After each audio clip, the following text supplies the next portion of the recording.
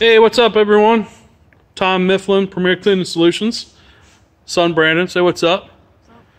Told you guys I would get some video of the trailer build, and that is what I'm doing. So this is what we got. Right now, it's the we got a 100-gallon chemical tank, 5.5 gallon per minute pressure washer, 535-gallon buffer tank to feed the pressure washer. And that over there is our roof pump. All right, back here we have surface cleaner for the concrete, driveways, sidewalks.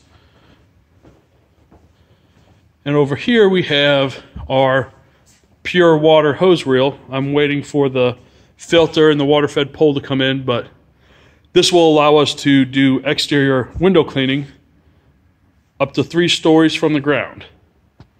All from the ground, no ladders. This is our high pressure hose reel, and we are getting another hose reel for the tank. But this is what it looks like before everything's hooked up and secured down. Pretty cool. All right, guys, talk to you later. Bye.